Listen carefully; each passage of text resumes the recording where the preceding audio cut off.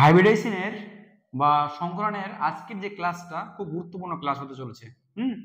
তো আমি আশা করছি এই ক্লাসটা করার পর তোমাদের আর কোনো প্রবলেম থাকবে না। তো চলো স্টার্ট করছি। তো হাইব্রিডেশন আমরা কিভাবে বার করব? ফার্স্ট কোশ্চেন আমার, হাইব্রিডেশন আমরা কিভাবে বার করব? আমরা হাইব্রিডেশন দুভাবে ভাগ করতে পারি। একটা হচ্ছে অজৈব যৌগের হাইব্রিডেশন বার করব বা ইনঅর্গানিক কম্পাউন্ডের। ম্যাক্সিমাম আমরা ইনঅর্গানিক কম্পাউন্ডেরই হাইব্রিডেশন বার করি বা সংকরণ বার করি, কিন্তু কিছু কিছু ক্ষেত্রে এক্সামিনাররা জৈব যৌগেরও হাইব্রিডেশন বার করতে দেয়, অর্গানিক কম্পাউন্ডেরও হাইব্রিডেশন বার করতে দেয় বা সংকরণ বার করতে দেয়। তো এটাও আমরা করব, ঠিক আছে। তো প্রথমে আমরা অজৈব যৌগ বা ইনঅর্গানিক কম্পাউন্ডের কিভাবে হাইব্রিডেশন বার করব তার একটা সূত্র আমরা পড়বো, ঠিক আছে। এই সূত্র ফেললে সমস্ত যত হাইব্রিডেশন হয় সমস্ত হাইব্রিডেশন এই সূত্রের মধ্যে পড়ে যাবে, ঠিক আছে।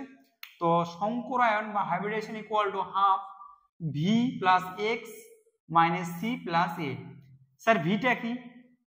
ভিটা হচ্ছে সর্ববস্থিত কক্ষের ইলেকট্রন সংখ্যা। কার সর্ববস্থিত কক্ষের? কেন্দ্রীয় পরমাণুর সর্ববস্থিত কক্ষের ইলেকট্রন সংখ্যা বা যোজ্যতা কক্ষের ইলেকট্রন সংখ্যা। এবার স্যার বলুন তো স্যার কেন্দ্রীয় পরমাণুটা কি? সেটা তো আমি জানি না। কেন্দ্রীয় পরমাণু সাধারণত একটাই হবে, কেন্দ্রীয় পরমাণু সাধারণত একটাই হবে। তো আমি যখন এক্সাম্পল দিব তখন তোমরা বুঝতে পারবে যে কেন্দ্রীয় পরমাণু কোনটা। আর এক্স, তারপর হচ্ছে এক্সটা কি? একযোজী পরমাণু সংখ্যা। তো একযোজী পরমাণু কোনগুলো? তোমাদের মনে কোশ্চেন আসতে পারে যে একযোজী পরমাণু স্যার কোনগুলো? একযোজী পরমাণু হচ্ছে কেন্দ্রীয় পরমাণু ছাড়া যে পরমাণুগুলো থাকবে বা অ্যাটমগুলো থাকবে, যেমন সেগুলোকে বলছি আমরা প্রান্তীয় পরমাণু। তাহলে কেন্দ্রীয় পরমাণু ছাড়া বাকি যে পরমাণু থাকবে সেগুলো হচ্ছে প্রান্তীয় পরমাণু, আর প্রান্তীয় পরমাণুগুলো হচ্ছে একযোজী পরমাণু। এবার তোমাদের মনের মধ্যে কোশ্চেন আসতে পারে স্যার একযোজী পরমাণু কি করে দেখে কি করে বুঝবো যে এটা একযোজী পরমাণু না দ্বিযোজী পরমাণু না তিনযোজী পরমাণু? আমি একটা শর্ট নোট দিয়েছি এখানে, দেখো যে নাইট্রোজেন ত্রিযোজী পরমাণু যার যোজ্যতা 3, অক্সিজেন দ্বিযোজী পরমাণু যার যোজ্যতা 2, বাকি এই দুটো পরমাণু ছাড়া বাকি যতগুলো পরমাণু থাকবে সবগুলোই একযোজী। বোঝা গেল? আমি আবারও বলছি, নাইট্রোজেন ত্রিযোজী, অক্সিজেন দ্বিযোজী যার যোজ্যতা 2, এই দুটো পরমাণু বাদ দিয়ে বাকি যতগুলো পরমাণু হবে সবগুলো কি হবে? একযোজী পরমাণু। বোঝা গেল?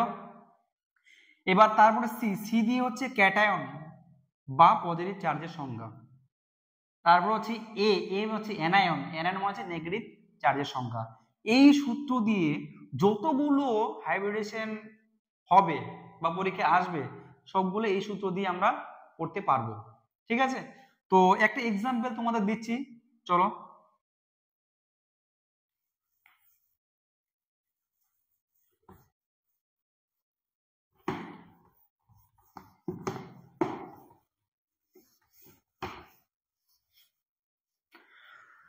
যেমন CO2, তো এখানে আমরা এর হাইব্রিডেশন বার করব। CO2 কিভাবে বার করব?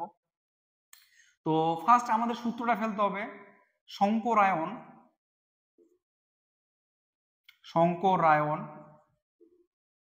Equal to half V plus X minus C plus A. তো এখানে ভিটা কি? কেন্দ্রীয় পরমাণুর যোজ্যতা কক্ষের ইলেকট্রন, ঠিক আছে। তো কেন্দ্রীয় পরমাণু কোনটা? তো কেন্দ্রীয় পরমাণু আমি বলেছিলাম যে একটা থাকবে, তাহলে এখানে একটা পরমাণু কোনটা আছে? কার্বন।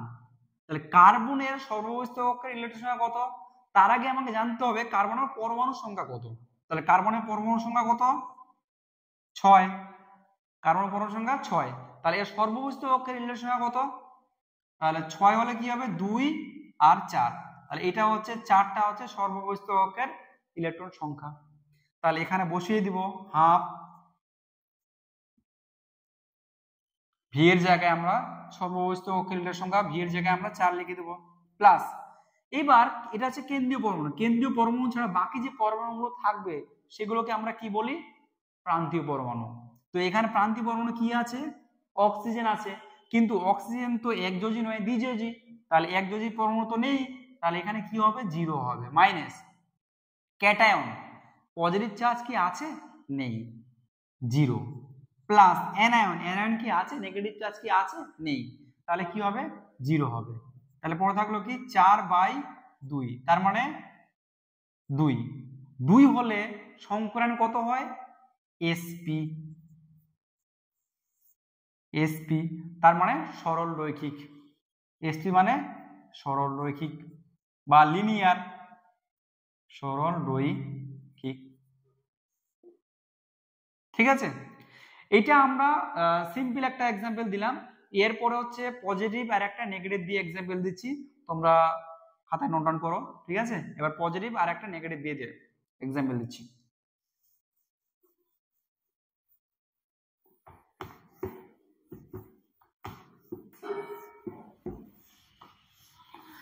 যেমন একটা নেগেটিভ দিয়ে CO3 2 এটা নেগেটিভ আছে। ঠিক আছে, তো নেগেটিভ দিয়ে করলে কি হবে যে আমার আবার সূত্রটা ফেলছি, সংকরায়ন equal to half v plus x minus c plus a। তাহলে এখানে কেন্দ্রীয় পরমাণু কোনটা? কেন্দ্রীয় পরমাণু হচ্ছে কার্বন। কেমন করে স্যার? কেন্দ্রীয় পরমাণু সাধারণত একটা হয় আমরা জানি। তাহলে কার্বনের পরমাণু কত 6, তাহলে সর্বস্থিতিক ইলেকট্রন সংখ্যা কত 2 আর 4, সর্বস্থিতিক ইলেকট্রন সংখ্যা কত হবে 4 হবে। তাহলে এখানে 4 বসিয়ে দিলাম প্লাস x। তাহলে এটা কেন্দ্রীয় পরমাণু, কেন্দ্রীয় পরমাণু ছাড়া বাকি পরমাণুগুলো কি বলি আমরা? প্রান্তীয় পরমাণু। প্রান্তীয় পরমাণু কত কি আছে? অক্সিজেন আছে। কটা আছে? 3টে আছে। কিন্তু প্রান্তীয় পরমাণু এখানে x তো একযোজি পরমাণুর সংখ্যা, এখানে প্রান্তীয় পরমাণু যেটা আছে সেটা দ্বিযোজি। তাহলে একযোজি পরমাণুর সংখ্যা কি নেই 0। মাইনাস ক্যাটায়ন আছে কি নেই 0। প্লাস এনায়ন আছে কি? হ্যাঁ আছে। নেগেটিভ চার্জ কটা আছে? -2।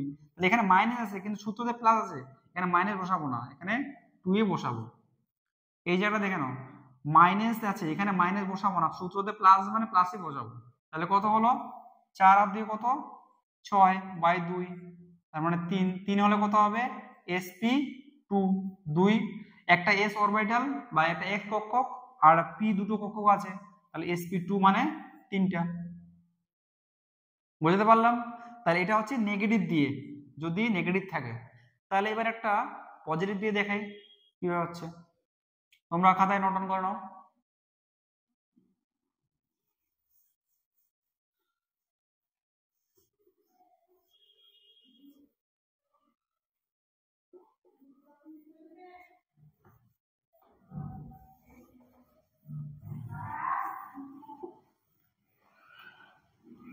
এবার একটা পজিটিভ দিয়ে এক্সাম্পল দেখাচ্ছি, যেমন H3O+। H3O+ কি করে হবে? তাহলে আবার আমরা সূত্রটা ফেলি, সংকরায়ন equal to half v plus x minus c plus a। আচ্ছা, তাহলে প্রথমে ভিটা বার করব। ভিটা কি? কেন্দ্রীয় পরমাণুর সর্বস্থ কক্ষের ইলেকট্রন সংখ্যা বা যোজ্যতা কক্ষের ইলেকট্রন সংখ্যা। তাহলে কেন্দ্রীয় পরমাণু কি করে বুঝবো স্যার এটা কেন্দ্রীয় পরমাণু? কেন্দ্রীয় পরমাণু আমি বলেছিলাম একটা থাকবে, কেন্দ্র মানে একটা। তাহলে এখানে কোনটা কেন্দ্রীয় পরমাণু হবে? একটা আছে, কোনটা? অক্সিজেন। অক্সিজেন একটা আছে। তাহলে অক্সিজেনের পরমাণু ক্রমাঙ্ক কত? 8। অক্সিজেন পরমাণু কত? 8। তার এর সর্ববস্থিত কক্ষের ইলেকট্রন সংখ্যা কত হবে স্যার? 2 6। তার মানে এটা 6টা হচ্ছে সর্ববস্থিত কক্ষের ইলেকট্রন সংখ্যা। তাহলে ভি এর জায়গায় আমি লিখে দেব 6 প্লাস x। আমি বলেছিলাম যে কেন্দ্রীয় পরমাণু ছাড়া বাকি যে পরমাণুগুলো থাকবে, বাকি পরমাণু কি আছে? হাইড্রোজেন। কটা আছে? 3টা আছে। তাহলে বাকি পরমাণুগুলো হচ্ছে প্রান্তীয় পরমাণু। কিন্তু প্রান্তীয় পরমাণুগুলো কি হতে হবে? একযোজি হতে হবে। এক্সটা কি? একযোজি। তাহলে হাইড্রোজেন একযোজি। কেন স্যার? আপনি বলেছিলেন যে অক্সিজেন আর নাইট্রোজেন বাদ দিয়ে বাকি যে পরমাণুগুলো থাকবে প্রান্তের দিকে সেগুলো হবে কি? একযোজি। তাহলে এখানে প্রান্তীয় পরমাণু কি আছে? হাইড্রোজেন আছে, অক্সিজেন নাইট্রোজেন নেই। তাহলে এক্স এর জায়গায় আমি কটা লিখবো? প্রান্তীয় পরমাণু 3টা লিখবো। মাইনাস ক্যাটায়ন আছে? হ্যাঁ আছে। কটা? +1। তাহলে 1 লিখলাম। প্লাস এনায়ন আছে কি? নেগেটিভ চার্জ নেই, তার মানে 0 লিখবো। তাহলে 6 3 9 -1, তাহলে কত হচ্ছে 8/2। তাহলে ভাগ করলে কত হবে? 4। 4 করলে হাইব্রিডেশন কি হবে? সংকরায়ন sp3, একটা s অরবিটাল বা s কক্ষক আর 3টা p কক্ষক। ঠিক আছে, তাহলে 3 আর 1 4, তার মানে sp3।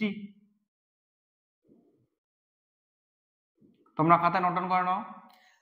তাহলে H3O প্লাস, বুঝতে পারলাম। আমি আরেকবার তোমাদেরকে বলে দিচ্ছি, সূত্রটা হচ্ছে half V plus X minus C plus A. ভিটা কি? কেন্দ্রীয় পরমাণুর সর্ববস্তু অক্ষের ইলেকট্রন সংখ্যা। স্যার কেন্দ্রীয় পরমাণু কি করে বুঝবো? একটাই থাকবে, এখানে একটা কোনটা আছে? অক্সিজেন।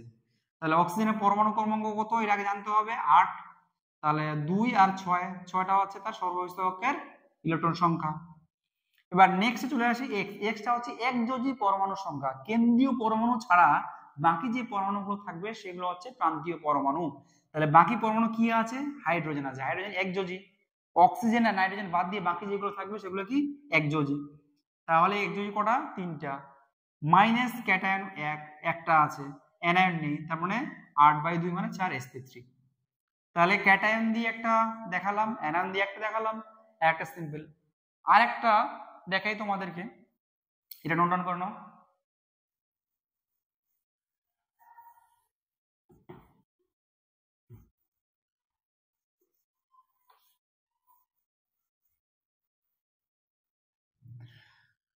PCl5 এই যৌগটার সংকরায়ন কি হবে? তাহলে আমরা আবার প্রথমে সূত্রটা লিখি। সংকরায়ন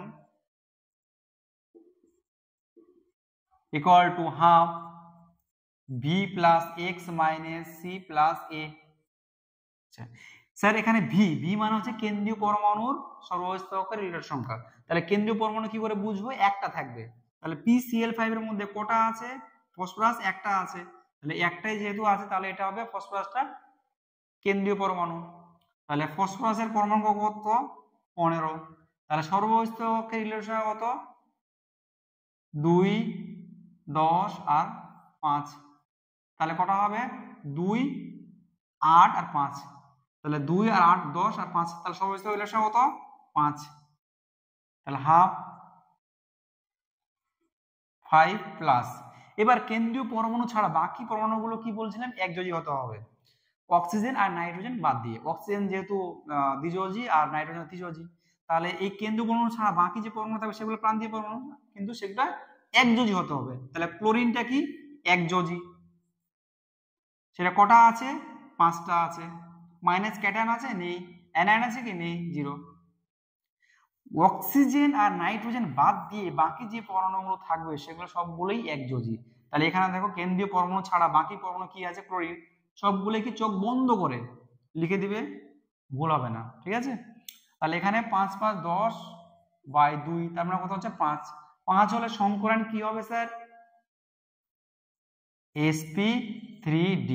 একটা s অরবিটাল, 3টা p অরবিটাল আর একটা d অরবিটাল। তাহলে 3 আর 2 5, 5টা হলো। তাহলে PCl5 এর সংকরায়ন হচ্ছে sp3d। আর একটা এখানে তোমরা নোট ডাউন করে লিখবে যে নিষ্ক্রিয় মৌল বা ইনার্ট গ্যাস মৌল, নিষ্ক্রিয় মৌলগুলির সর্ববস্তু অক্ষের ইলেকট্রন সংখ্যা 8 অলওয়েজ, হিলিয়াম বাদ দিয়ে। এখানে নোট দিয়ে তোমরা লিখো,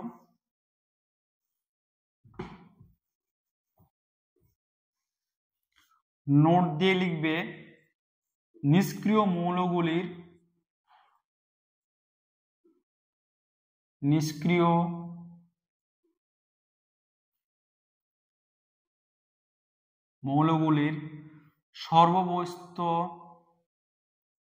সর্ববহিস্থ কক্ষের ইলেকট্রন সংখ্যা 8 এক্সেপ্ট হিলিয়াম। হিলিয়াম বাদ দিয়ে যতগুলো নিষ্ক্রিয় মৌল আছে, যেমন নিষ্ক্রিয় মৌলগুলো কি কি স্যার? নিয়ন, আর্গন, ক্রিপ্টন, জেনন, এগুলো হচ্ছে নিষ্ক্রিয় মৌল। এই নিষ্ক্রিয় মৌলগুলির সর্ববস্তু অক্ষের ইলেকট্রন সংখ্যা কত? 8। হিলিয়াম বাদ দিয়ে, হিলিয়াম তো পরমাণু ক্রমাঙ্ক 2, তার সর্ববস্তু অক্ষের সংখ্যা 8টা নয়, ঠিক আছে? তাহলে অজৈব যৌগ বা ইনঅর্গানিক কম্পাউন্ডের সংকরায়ন কিভাবে বার করতে হয় আমরা জানলাম। এখানে আমরা শুধুমাত্র সংকরায়ন বার করলাম, কিন্তু এরপরে আমরা শেপ কিভাবে বার করতে হয়, হ্যাঁ, তো শেপটা আমরা বার করব। আপাতত আজকে আমরা অজৈব যৌগ বা ইনঅর্গানিক কম্পাউন্ডটা পড়লাম। এবার নেক্সটে জৈব যৌগ বা অর্গানিক কম্পাউন্ডের সংকরণ স্যার কি ব্যবহার করব?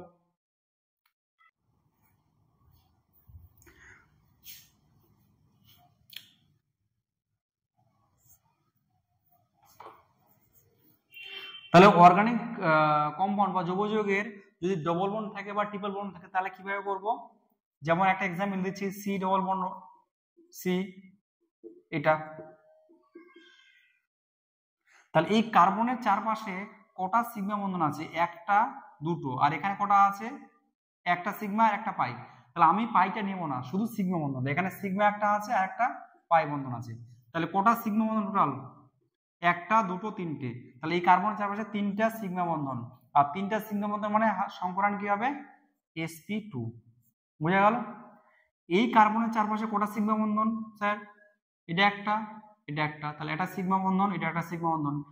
এইটা তখন ধরতে হবে এর চারপাশেও তো একটা সিগমা বন্ধন আছে, টোটাল এখানেও কিন্তু তিনটা সিগমা বন্ধন মানে sp2। তাহলে এই কার্বনের চারপাশে কটা সিগমা বন্ধন হলো? এটা একটা, এটা একটা, আর এখানে একটা। ঠিক আছে? তাহলে sp2। যদি তিনটা বন্ধন থাকে স্যার কি করে করব? যেমন একটা example, C triple bond C, এটা। তাহলে এই কার্বনের চারপাশে কটা সিগমা বন্ধন আছে? তাহলে এখানে সিঙ্গেল বন্ড মানে একটা সিগমা বন্ধন, আর এখানে তিনটা বন্ধন আছে। তিনটা বন্ধন থাকলে কি হয়? একটা সিগমা বন্ধন হয়, বাকি দুটো পাই, কিন্তু পাইটা আমি নিব না। তাহলে এখানে একটা সিগমা বন্ধন। তাহলে টোটাল সিগমা বন্ধন কটা? দুটো। দুটো মানে দুটো সিগমা বন্ধন টোটাল, মানে সংখ্যায়ন হচ্ছে sp। sp হলে কি হবে? সরল রৈখিক। আর এই কার্বনের চারপাশে কটা সিগমা বন্ধন আছে? একটা সিগমা বন্ধন আছে, একটা সিগমা বন্ধন আছে। আর এই এখানে কটা আছে? একটা সিগমা বন্ধন আছে। তার টোটাল কত হলো? দুটো। দুটো সিগমা বন্ধন মানে sp। দুটো মানে কি? একটা s একটা p। বুঝা গেল? এখানে তিনটা আছে, তিনটা মানে কি? একটা s আর দুটো p, sp2।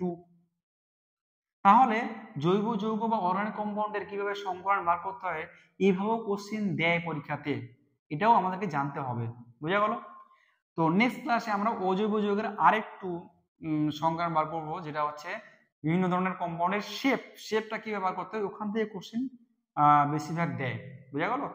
তো শেপ কি ব্যবহার করবো, বিভিন্ন কম্পাউন্ডের শেপ গুলো আকৃতি কেমন হবে, আর অ্যাঙ্গেলটা কেমন হবে। অ্যাঙ্গেল তো আমরা জানি না, লোন পেয়ার কি ব্যবহার করবো, এই জায়গাগুলো বন্ড পেয়ার কি ব্যবহার করবো, এই জায়গাগুলো নেক্সট ক্লাসে আমরা করবো। ওকে, আজকে ক্লাসটা এই পর্যন্ত থাক।